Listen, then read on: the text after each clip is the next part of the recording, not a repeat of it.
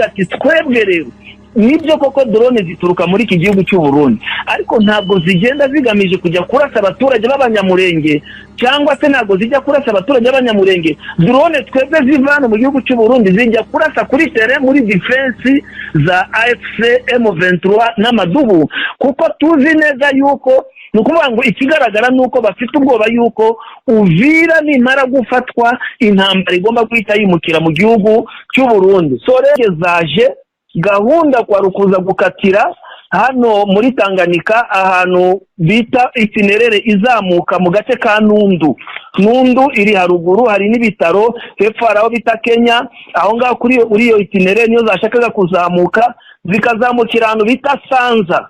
Aho Sanza hari n'ikiraro cy'amazi hejuru, rero hari umusozi niho ingabo za FDNB na nimbonera kure zajyaga zizamukira, na bamwe muri ba wazalendo bazamutse muri Itombwe na Mwenga. So rero nuko nguko bari bafite gahunda yo kuzamuka banyuze aho ngaho ku musozi wa Sanza, noneho bakazamuka bakajya Itombwe na Mwenga, bakajya rero kurasa hariya za Mikenke na Rugezi bwana munyamakuru. So rero aho ngaho rero bageze aho ngaho mu kiyaga cya Tanganyika, kumbe amadubu na M23 bari hariya benda ku musozi, bamaze kumenya amakuru ko zahagurutse. Icyo bakoze nabo bahise bapuringa deployment yabo, baza kuri uwo musozi wa Sanza. Umusozi wa Sanza rero uburi kureba Tanganyika nkaho hasi. Aho ngaho niho baziyobereje, aho hagati aho Mboko na Nundu hari agasozi kari hagati mu mazi, abahareba barahazi bakita Burumba. Aho rero niho zasekeraniye. Ndakubwiza ukuri, biravugwa ko kandi biranashoboka ko niba mwakomeje kumva amakuru yuko Putin yinjiye mu rugamba rwo muri Kongo akaba ari gufasha amadubu na M23 AFC M23. Turi mu gitondo kare cyane rwose mu rukera rwo kwitariki 6 z'ukwezi kwa 10 mwaka 2025. Reka twinjira mu mirongo y'imbere ku rugamba gusa. Ntabwo nige nyine muri aya makuru ndamwe nimbone yakirano ku butaka bwa Kongo, ariko mbere yuko mu byukora twinjira mu mirongo y'imbere ku rugamba, update ziri kuvuga nuko abacyanciro bamaze guhabuka, kandi bikanavugwa neza ko mu bitero bari bagerageje kuba ndetse mu duce turi babwire bahuye n'uruva gusenya. Abacyanciro 48 nibo bamaze kugwa imbere ku rugamba ku butaka bwa Kongo, ariko kandi FARDC ndetse Barundi by'umwariko ngo bikavuga ngo bari kuvuga neza ko ngo babujije guteka by'umwariko ngo imirwano yakomeje kubabera urudubi, nginza ari kuvuza ubuhane ku butaka bwa ko by'umwariko mu mirongo y'imbere ku rugamba. Reka twinjirane muri izi nkuru zikomeye by'umwariko biri kuvuga neza ko none drone zamaze kuba mu by'ukuri ziraswa. None mama 23 nuko mu by'ukuri itangazo ry'umujinya General Neva mu by'ukuri ngagiye guhura n'uva gusenya. General Makenga umva icyo atangaje, bwana Ngoga ikaze updating by'umwariko uhereye mu mirongo y'imbere ku rugamba. Porezi biribwa bwana Ngoga biravugwa neza ko noneho bacyakira wawe n'uruva gusenya. Bihagaze gute twinjiza mu mirongo y'imbere ku rugamba? Blackwater abo ngabo baje kuzamura drone zijya kurasa ahanga bafasende baharashe basanga ikirere kirafunzwe. Intare za Sarambwe zibarasa urufaya rw'amakompora n'ibiki basubirayo, babona ko ibintu noneho byahindutse, ndetse biri kuvugwa yuko byakoranabuhanga ry'Abarusiya baba baryimuriye Kisangani kugira ngo babashe kuba kuko ariyo ndiri yuzuyemo indege n'izo drone. Bavuga yuko byakoranabuhanga ry'Abarusiya ariho ryimbikiye aho ngaho. So rero baje bafasende gukandiraho, barakubitwa, baze gukubitwa. Ubwo M23 yahise ikomeza noneho, kuko hari hano murabizi ko ejo bundi babakubita bahunze bahungira bava bafasende bahungiye muri Niania na Chopo. Byabaye ngombwa rero ko M23 ibakurikira ahanga muri mu gace ka Niania, ibakubitira ibazamura muri Chopo. Kugeza ubu ngubu imirwanire mu nkengero ya Chopo, bwana munyamakuru, mu masaha imbere turaza kumenya twumva neza ko na Chopo ishobora kuza kuba tombe mu minsi ibiri. Ndatekereza ko tuzaba turi gutanga andi makuru agaragaza ibya Chopo naho Niania tombe. Kabila ari aho ngaho, Kabila bavuga yuko ari Goma, kandi koko niho yarari. Hari muze training ya mbere y'Irumangabo yapasingishije abasirikare barenga 7,000. Hari noneho na hano Cyanzu haje gupasinga abandi basirikare barenga 4,000. So rero no kumva iyi training rero ya gukuru uyu muhango wasozerejwe hano Cyanzu, aba basirikare 9,350 bapasinze ni abasore n'abakobwa b'abakongomani baturutse mu mpande zose bari bari aho ngaho babashije gupasinga. So rero ibyo ngibyo rwose n'urwitwazo kuko Kabila nta musirikare afite muri Nord Kivu na Sud Kivu, cyane yuko nta na training tuzi ya Kabila ishobora kubitraininga abasirikare bashobora gupasinga. Ibyo rero nibyo twabyita bita abapfu bafite ubwoba no gushaka kugira ngo bashake kwiyambaza amahanga kuko bamaze kubona ko amahanga yamaze kubatahura.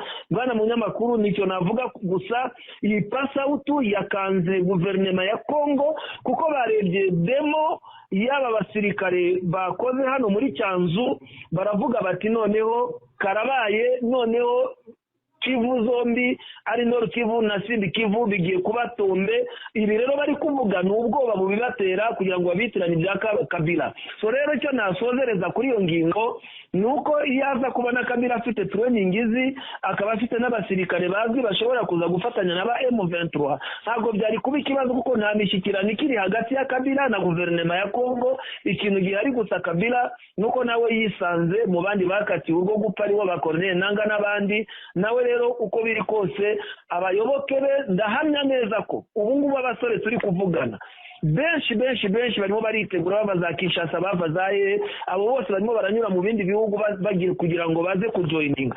Abasirikare rero bashobora kuvugwa wenda ba Kabila aho yababariza nababarize muri Shaba, kuko muri Shaba aho yaratuye bwana munyamakuru nkuko nakomeje kuyagura no mu gihe gishize hari abasirikare barenga 25,000 biyonkoye kuri leta, ndetse abenshi muri bo ni babandi banamurinda gandi yari afite famu ye aho ngaho. Niyo rero nkubwira ari Hotuwele ndetse na Bazuwele aho ngaho uzuye ingabo ze, izo nizo zitegereje ko M23 yaza ikaza kuba bahurira muri hariya muri Fizi, hariya mu kibaya twavuze cya Lulimba, kugira ngo babashe gufatanya muri icyo gikorwa cy'imirwano. Bwana munyamakuru, turi imbere ku rugamba ku kibuga cy'imirwano ku butaka bwa Kongo, by'umwihariko muri update ndetse n'amakuru akomeje kuhavugirwa. Ntago ari ibitero by'abacyanciro gusa, yewe ntabwo ari pasauti ivugwa, ahubwo haravugwa imirwano ikomeye cyane mu kibaya cya hano cya Rusizi, ndetse bikanavugwa neza ko M23 yakije umuriro ndetse bikanarangira FDNB ndetse na FARDC ndetse na Wazalendo mu by'ukuri nabo birangiye ahubwo bahindukiranye bakaba mu by'ukuri nabo barasana, kuko bivugwa neza ko uko M23 yaba yabavumbuye ku bitero byari biguterwa hano mu kibaya cya Rusizi, wego neza ko mu by'ukuri FDNB na FARDC nabo bikekanya amababa bati ni Wazalendo yadutanze, bati ni FARDC yadutanze, FDNB team cyangwa ni FARDC cyangwa se ni mwebwe. Bikaba byahinduye isura. Bwana Ngoga, imirwano rero mu kibaya cya Rusizi bihagaze bite? Ese imirwano ishingiye kuki? Urakoze cyane bwana munyamakuru. Hano mu kibaya cya Rusizi ubu tuvugana harimo imirwano ikaze cyane. Iyo mirwano ikomoka ku kirero. Iyo mirwano rero ikomoka kuri Wazalendo. Wazalendo ni ukuvuga ngo Wazalendo bari mu kibaya cya Rusizi, ari icyo gice nyine bayobowe na General Autoproclame ya Kutumba, bihaye gufata ingamba zo kujya kugaba igitero, bajya kugaba igitero ku ngabo z'amadubu na M23 bari i Rubirizi na Sange. Aho rero icyo gitero rero bagiye kugaba byabaye nkaho ari ukujya gukoza agati mu ntozi, kuko amadubu yayisaguruka na M23 baragenda bakukubitira abawazalendo. Bamaze gukubita abawazalendo ndakubwiza ukuri 50 yaguye aho, maze barangije babereka ibirenge bariruka. Muri kwa kwiruka rero urumva ko deja kuko babakurikiranye byabaye ngombwa yuko noneho habaho intervention y'abarundi ndetse na FRDC. Iyo rero intervention yabaye rero haguye abarundi mu masaha y'ejo barimo bavuga 29, ariko ubu turi kuvugana bamaze kuba 32, ndetse FRDC bari 22 baguye muri iyo mirwano. Ndakubwiza ukuri bakubiswe, noneho bamaze gukubitwa abarundi byabaye ngombwa ko bahundira mu gace kegeranye na Cibitoki aho ngaho mu Burundi, kugira ngo barebe uburyo bashobora kuba bakwirwana bashobore gupuringa bashaka inzira, kuko bari babonye yuko gusubira mu kibaya cya Rusizi byari bibaye nkaho bigoranye cyane. So rero aho ngaho rero nyuma yuko rero bamaze iyo mirwano no imaze kuba nkaho ihoshejeho gatoya, byabaye ngombwa yuko FRDC abarundi barakara cyane, barakarira nuze Wazalendo ati ndigute mujye kugaba ibitero tutavuganye, ibi bintu twarabibabujije, banabwira none FRDC nabo nabirarakara yunga mu by'abarundi, baravuga ati mu nama twakoze nyinshi twababwiye ko mwego mutazi kurwana, nta mpamvu yo kujya gucokoza M23 aho baherereye, kuko birangira mudukururiye umuriro kandi mwe mukiruka, akaba ari twebwe tuwatakariza ingabo. Nuko nguko iyo mirwano imeze mu kibaya cya Rusizi, bwana munyamakuru. Nyuma yo gufata agace ka Kamituga ndetse n'agace ka Kuruma 23 mu by'ukuri byanatangajwe, ndetse natwe twarabivuze ko 23 yafashe n'agace ka Nzibira igakomereza ku kibuga cy'indege cya Nzovu, ndetse byamaze kugaragara neza ko 23 yongeye gufata utundi duce, ariko ahanini bikavugwa neza ko utu duce twafashwe habereye imirwano ikomeye, kandi bikanavugwa neza ko harimo n'abacancuro ba Blackwater, kuko bivugwa neza ko abacancuro b'Abakolombiya bo banze kurwana batarahabwa amafaranga y'ibirane Kisekedi yabambuye, ndetse bikanavugwa neza ko utu duce twabaye Tombe 23 yabashije kuba natwo idufata. Ni Tombe bwana Ngoga, utu duce twafashwe na 23 nyuma y'utu duce ndi tuvuze haruguru, n'utuhe siya mirwano yabereyemo yari hagaze ite? Urakoze cyane bwana munyamakuru. Icyo nakubwira cyo nuko coalition ya FRDC, Wazalendo, FDNB, FDLR ndetse n'abacanshuro bakoresheje indege za drone baturutse mu bice bya za Shabunda no muri izo nkengero za Nzibira, baraza ndakubwiza ukuri, ubu rero basigaye muri icyo gice bafite systeme yo kurwana Air Force na infantry.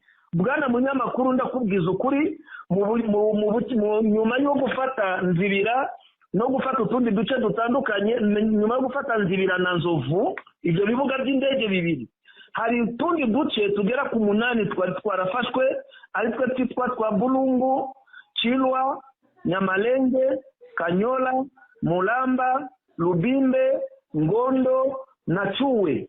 Aho ngaho rero niho nkubwira, nyuma yo gukora amasuku bagafata aho ngaho, kuko aho ngaho abaturage baratuje nta n'ikibazo bafite, ndakubwiza ukuri ku munsi w'ejo habaye umuriro umwe ukomeye cyane, indege zaje zirakubitwa, muri kwa gukubitwa ubu ngubu tuvugana ku munsi w'ejo uduce tubiri twaraye tubaye Tombe, ariko gace ka Wangoye habayemo umuriro ukomeye cyane, na hano Kabugi ho barwanya umwanya muto ko bahise birukankira hano Wangoye, none baba nk'aho bari concentre hano Wangoye. Hano ndakubwiza ukuri bakubiswe umuriro umwe ukomeye cyane, ku buryo ubu ngubu ndakubwiza ukuri ari Kabugi na Wangoye, Kabugi na Wangoye, ubu ngubu Tombe ubu twiyongereye kuri twa duce 8 twari twarafashwe, ubu tubaye uduce 10, kandi utwo twose ni mu rwego ni mu muhanda ugana Shabunda. Byumvikane yuko mu kanya gatoya, mu misi itarenze 2-3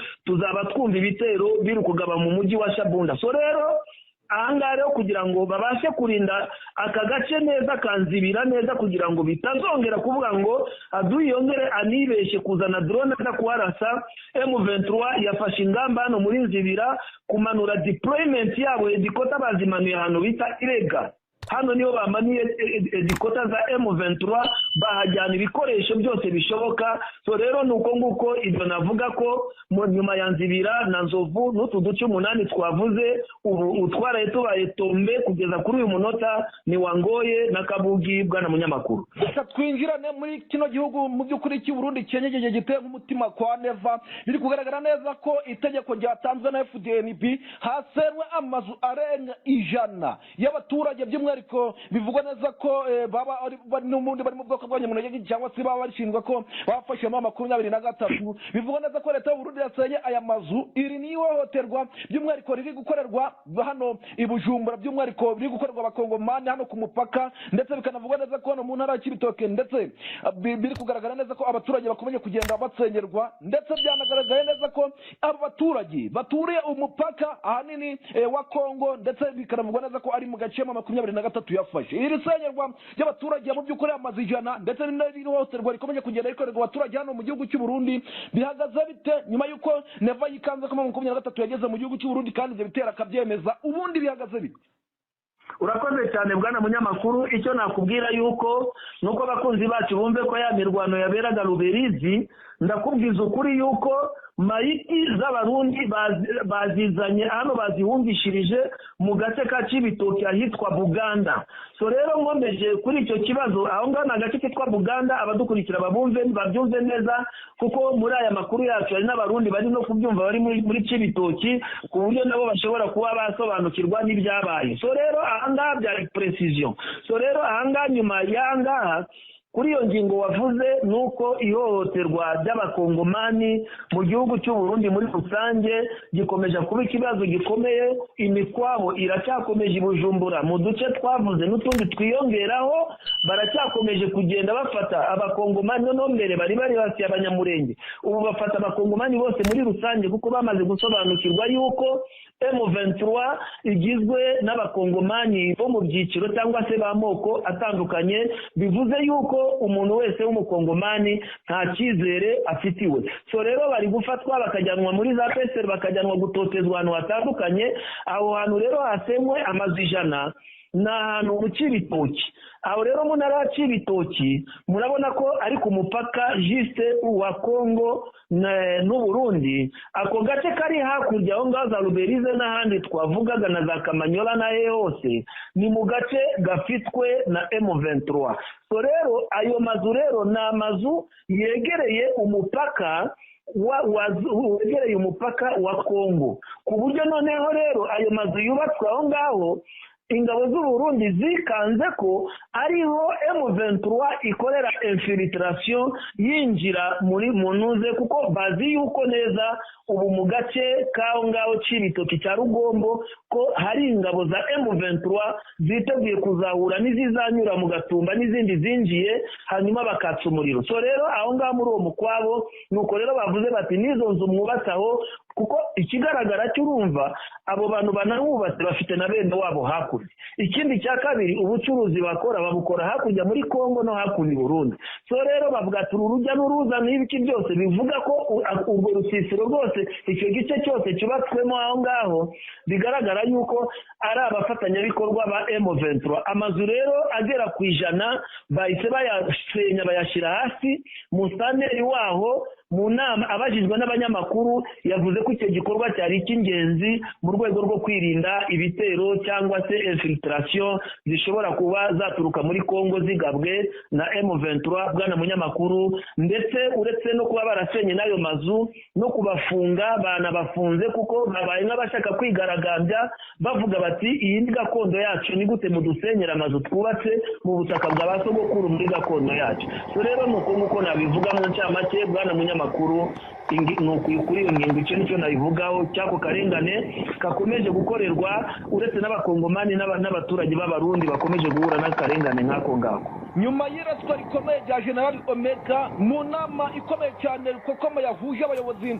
b'ingabo by'umwihariko z'imitwe zirwanya ubutegetsi bw'u Rwanda, FDNB, FRDC ndetse na Wazalendo, FDLR ndetse na FRN ndetse na P5. Iyi mitwe ikaba iyobowe n'aba generali. FDLR ni General Omega, bivugwa neza ko no muri misi yarashwe ahanini, bikanavugwa neza ko iyi nama ishobora kuba inagamije kuba bashaka undi muntu ushobora gusimbura General Omega mu kuyobora cyangwa se mu gukomeza kuyobora FDLR, ndetse bikanavugwa neza ko P5 ari Kayumba Nyamwasa, bikanavugwa neza ko FRN ari General Hamada, bikanavugwa neza ko Wazalendo iri hagarariwe na General Yakutumba Williams, ndetse bikanavugwa neza ko mu by'ukuri iyi situation ikomeje kugenda ifata indi ntera. Iyi mitwe igera kuri 5 ahanini iri kubarizwamo ubutegetsi bw'u Burundi ndetse ikanabarizwamo n'ubutegetsi bwa Kongo. Ni imitwe bivugwa neza ko ari inama karundura yongeye gukorwa kugira ngo mu by'ukuri barebe ukuntu ngo bagaba ibitero ku Rwanda. Bihagaze bite bwana Ngoga, ko wari watubwiye neza ko mu by'ukuri uzabashe kuba wareba ibiri kwigirwa muri iyo nama, ndetse bikanavugwa neza ko iri burangire mu masaha ari bukurikire. Ese iyi nama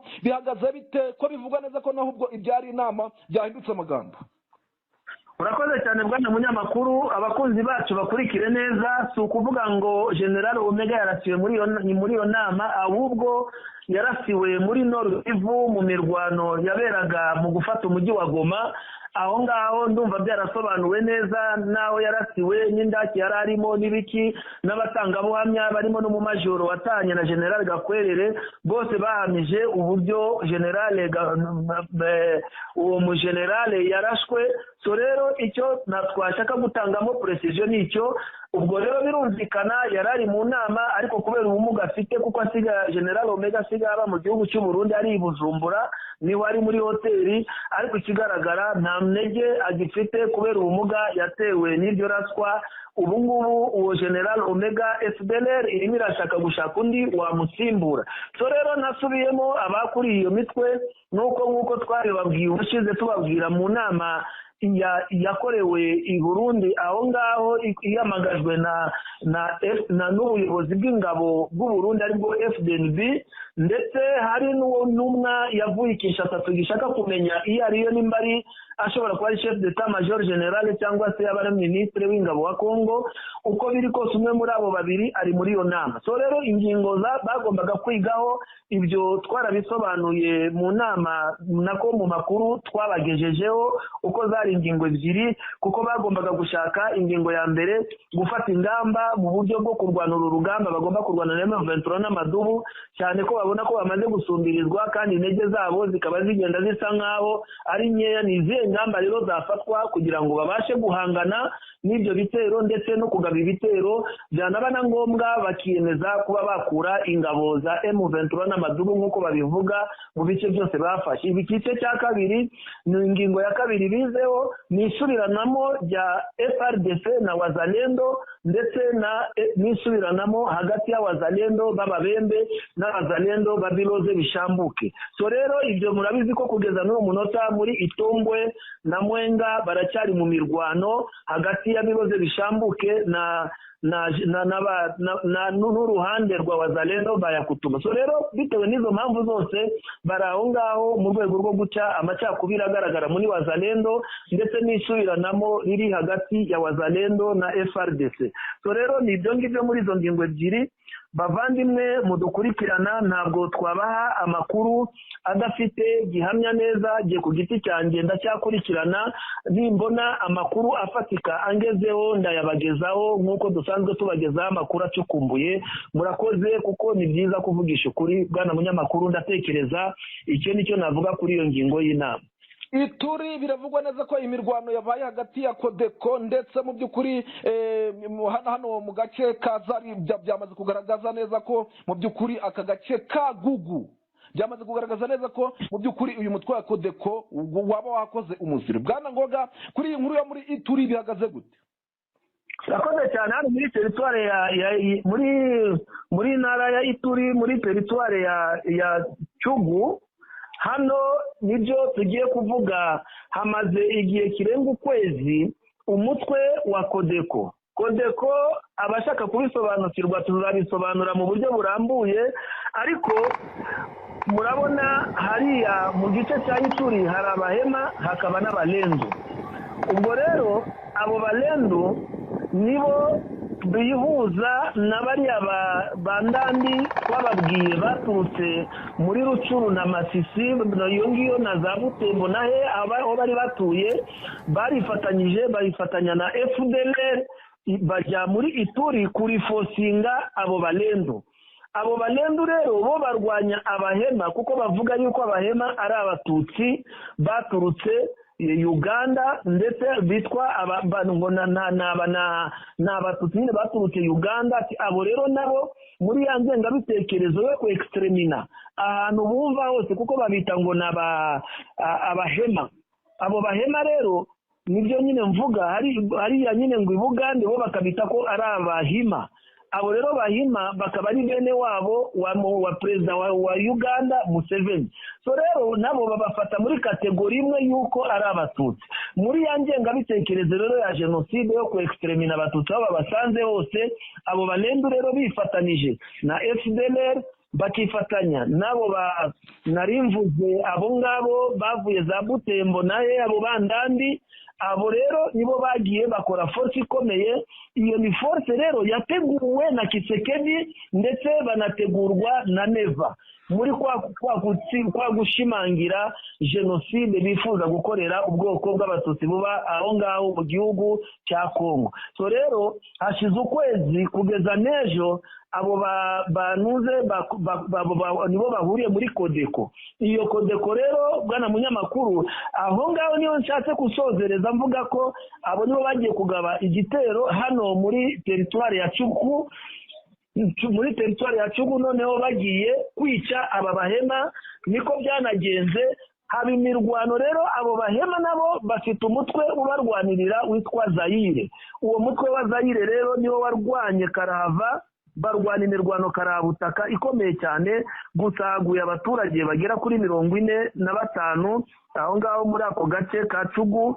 Ubwo rero imirwano iracyakomeje, ariko ikibazo gihari ari abayobozi gakondo baho ngaho ndetse na nuriya mudame Wasiga Viviane, umuyobozi wa Monisco w'agateganyo, nabo bakomeje kwitotombera FRDC, kuko ubwo bwicanyi bwose bukorwa FRDC irebera, ndetse bikanavugwa yuko FRDC yiyambika imyenda ya Kodeko nayo ikabafasha muri urwo rugamba rwo kujya kurasa abaturage b'abahema bagamije kubica.